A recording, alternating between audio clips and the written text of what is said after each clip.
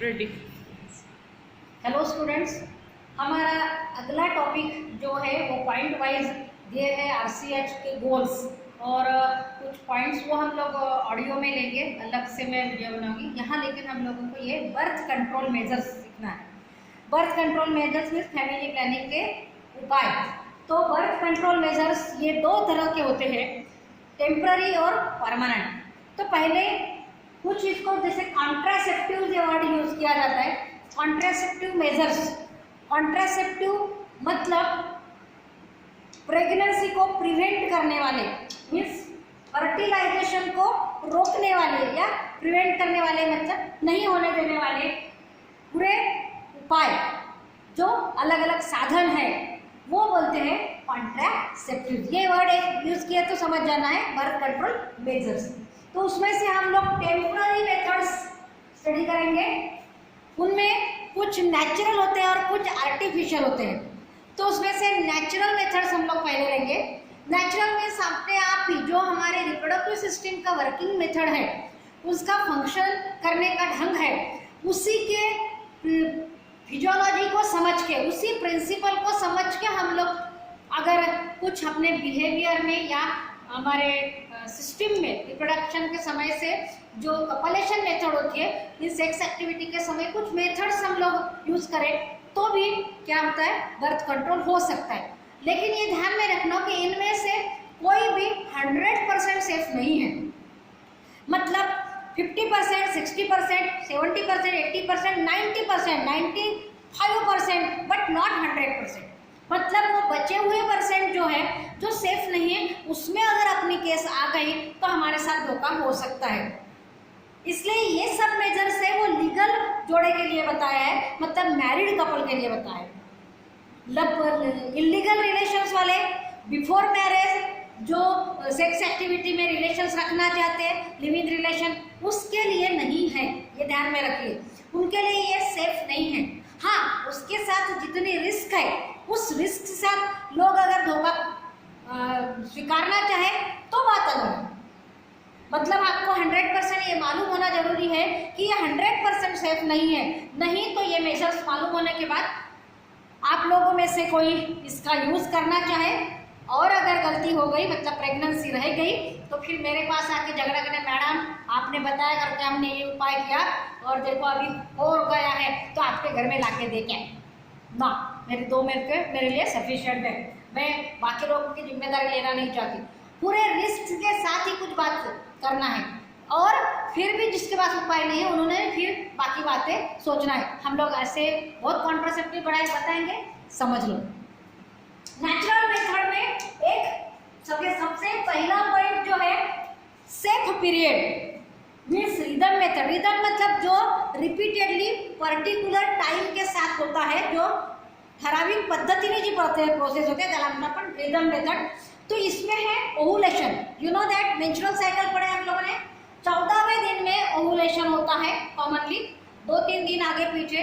तो उस ओवुलेशन के टाइम के एक हफ्ता पहले, ओवुलेशन के एक हफ्ता पहले, तो इस तरह से नहीं, ओवुलेशन के एक हफ्ता पहले और एक हफ्ता बाद, तो हम लोग इसमें ये पकड़ सकते हैं कि उस टाइम पर 2-3 दिन आगे पीछे वालों को प्रेगनेंसी रह सकती है। लेकिन बाकी जो टाइम है महीने का, जैसे ब्लीडिंग शुरू होने के बाद शुरू का एक हफ्ता, 14वें दिन ओवुलेशन होने वाला है, हम 7 दिन का एक हफ्ता पकड़ते हैं, तो पहले 7 दिन और ब्लीडिंग होने के पहले, ब्लीडिंग शुरू होने के पहले वाले 7 दिन, मीन्स एमसी के शो होने के पहले वाले 7 दिन। ऐसे तरह से एक हफ्ता ब्लीडिंग के पहले और एक हफ्ता ब्लीडिंग के बाद, ये पीरियड में फर्टिलाइजेशन होने के चांसेस नहीं के बराबर होते, इसलिए उस पीरियड को बोलते हैं सेफ पीरियड। और सेफ पीरियड में अगर सेक्स एक्टिविटी हुई तो भी प्रेगनेंसी रहने के चांसेस नहीं के बराबर। लेकिन जो मिलिट्री वगैरह में कोई धंधे के लिए, काम के लिए बाहर गए, महीने में एक बार आए, उनमें सेक्स एक्टिविटी हुई और प्रेग्नेंट रह गई, ऐसे कुछ एग्जांपल्स है। बहुत कम है लेकिन है। खुदा न खास्ता अगर हमारी केस उसमें आ गई तो हम लोगों के साथ भी ये हो सकता है। इसमें ध्यान रखना है, लेस चांसेस। और least chances of pregnancy in this safe period. Second, coitus interruptus or withdrawal. Withdrawal means निकाल लेना. तो कोइटस का मतलब होता है सेक्स एक्टिविटी के समय जितना सीमेन विथ स्पर्म मेल के पेनिस से बाहर निकलता है, उस एक बार के जो विड्रॉल को, मतलब ये release of semen with sperm को बोलते हैं कोइटस. तो सेक्स एक्टिविटी के समय तुरंत नहीं निकलता, कुछ देर के बाद उसको पर्टिकुलर टाइम लगता है, उसके बाद ये कोइटस बाहर आता है. अगर नेचुरल एक्टिविटी हो रही है तो मेल क्या करेगा, पेनिस से ये फीमेल के वजाइना में छोड़ देगा. और ये वजाइना में छोड़ने के पहले उसको फीलिंग होता है, मेल को समझ में आता है, हमको पेशाब लगी तो पता चलता है, संडास हमारे बाहर निकलने वाली करके पता चलता है, वैसे हमारे बॉडी से जो रिलीज हो रहा है तो यह कोइटस भी बाहर निकलने का टाइम हो गया है, ये फीलिंग उसको समझता है. तो जब ये फीलिंग समझ में आए कि अभी मेरे कोइटस बाहर आ सकता है, उस समय अगर पेनिस वजाइना से बाहर निकाल दे और ये कोइटस बाहर फेंक दे, तो कोइटस वजाइना में नहीं जाएगा तो स्पर्म नहीं जाएंगे, मतलब फीमेल को प्रेगनेंसी रहने का चांस नहीं रहेगा. ये हो गई कॉमन मेथड. बट उसके साथ ये मालूम होना जरूरी है, हम लोगों को मालूम है कि कर्फ्यू लगने के बाद कितना भी अगर लॉकडाउन रहे, बाहर नहीं निकलना है तो भी कुछ लोग बाहर निकलते हैं. वैसे ही कोइटस छोड़ने के पहले कुछ स्पर्म ये सीमेन से बाहर निकल जाते हैं, और सेक्स एक्टिविटी के पहले जो अपने कॉर्पस ग्लैंड, जिनको बल्बोयूरेथ्रल ग्लैंड भी बोलते हैं, वो ग्लैंड से पहले म्यूकस सिक्रेशन निकलता है for the friction of vagina and for the preventing friction of vagina and penis. तो ये स्पर्म जो बाहर निकल गए सीमेन से, वो कुछ स्पर्म्स क्या होते हैं, ये म्यूकस में आ जाते. वो तो कोइटस के पहले ही आते हैं, क्योंकि सेक्स एक्टिविटी शुरू होने के पहले ही सिक्रेशन होता है, राइट. तो इस म्यूकस में अगर स्पर्म आ गए तो भला ही ये कोइटस बाहर छोड़ दिया, मतलब कोइटस छोड़ने के पहले पेनिस बाहर निकाल लिया गया और बाहर कोइटस छोड़ दिया, तो भी वजाइना में स्पर्म गए हैं, वो यूटेरस में जाएंगे, और ओव्यूलेशन अगर हुआ है तो ओवम के साथ मीटिंग होगी. बराबर है, मतलब ये भी 100% सेफ नहीं है. तीसरा, लैक्टेशनल और एमिनोरी. मैंने लैक्टेशन के समय पढ़ाया है कि जब तक माँ बच्चे को दूध पिलाते रहती है, उस टाइम पर जनरली एफएसएच सिक्रेशन बहुत कम सीक्रेट होता है, और उसके वजह से फॉलिकल डेवलपमेंट नहीं होती ओवरी में. जब फॉलिकल डेवलपमेंट नहीं होती, मीन्स ओवम डेवलपमेंट नहीं होती, मतलब फीमेल का भी डेवलपमेंट नहीं होता.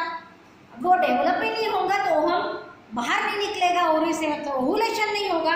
और जब ओव्यूलेशन नहीं होगा तो चाहे जितने स्पर्म यहाँ पे यूटेरस में आ जाए, लेकिन ओवम नहीं है, तो खाली स्पर्म से फर्टिलाइजेशन नहीं होने वाला, मतलब प्रेगनेंसी नहीं रहने वाली. बराबर है. तो लैक्टेशन पीरियड में ये लेस चांसेस, लिस्ट नहीं लेस, बहुत कम चांसेस होते हैं कि ओव्यूलेशन होने के. और इस वजह से बहुत सी औरतों को जो अपने बच्चों को रेगुलर ब्रेस्ट फीडिंग कर रही, उस समय उनके ओव्यूलेशन ना होने की वजह से उनकी एमसी भी नहीं आती और प्रेगनेंसी नहीं रहती.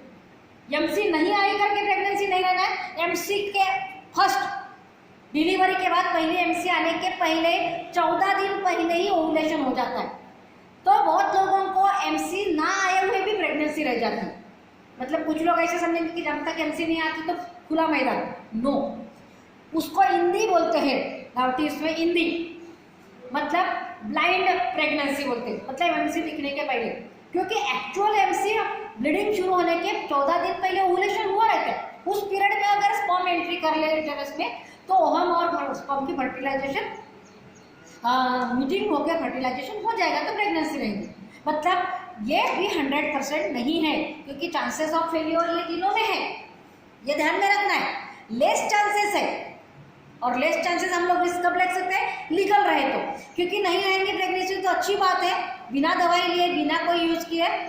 लेकिन अगर रह गए तो अपना ही है, क्या फर्क पड़ता है, राइट. और number 4, here this is not natural method.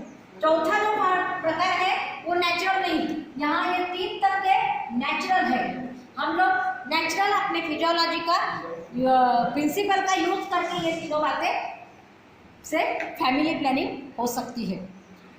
चौथा प्रकार है केमिकल मीन्स मतलब साधन।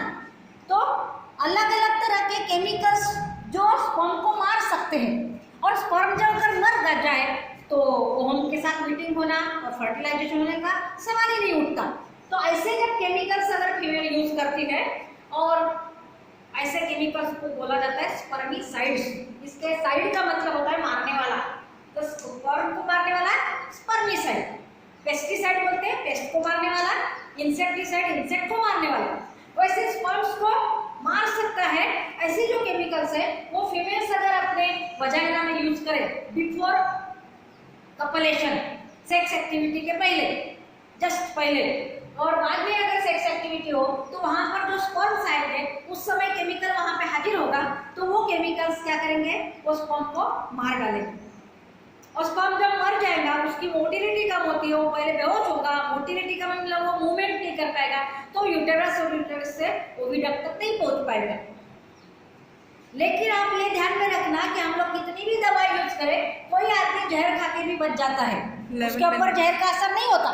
उसी टाइप से देखो कि कुछ स्पर्म्स यहाँ से अगर छूट गए, मतलब जैसे ही स्पर्म वजाइना में गए और उसी समय बहुत स्पीड से एक हाथ स्पर्म्स वहाँ से पार हो गया, जनरली वो क्रीम टाइप होता है तो चिपकता है, तो उसकी मोटिलिटी कम हो जाती है। लेकिन जैसे आप लोग देखो कीचड़ में कोई फंस जाए या ऑयली चीज से कोई चलना शुरू करे तो नहीं, लेकिन एक हाथ बार में प्रैक्टिस के समान, यहाँ प्रैक्टिस करने का चांस नहीं रहता, लेकिन बाई चांस वो निकल जा सकता है। यस, तो इस तरह से chemicals like foam, tablets, jelly sprays by the female if use immobilise means motility कम हो जाना, kill the sperms, adhere to the mucous membrane. Adhere मतलब चिपक जाता है, आप लोगों को मालूम है, लाइट के वहां पे तेल लगाया हुआ कागज रखो तो कीड़े वहां पे चिपक जाते हैं, वैसे एलर्जिक रिएक्शंस।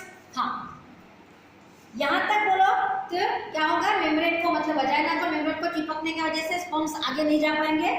लेकिन ऐसे कोई भी केमिकल जब बाहर से हम लोग यूज करते हैं अपने बॉडी में, तो हो सकता है हमारे बॉडी को सूट ना हो और वो फीमेल को एलर्जिक रिएक्शंस हो सकते हैं।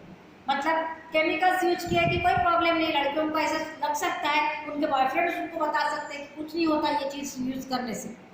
लेकिन कोई भी एक्स्ट्रा नॉलेज निकले तो उसके ड्रॉबैक भी, डिफेक्ट्स भी मालूम होना जरूरी है।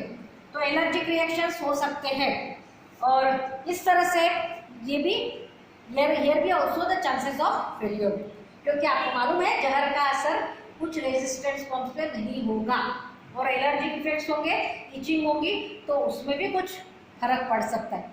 इस तरह से ये कुछ मेजर्स हम लोगों ने लिए कंट्रोल में।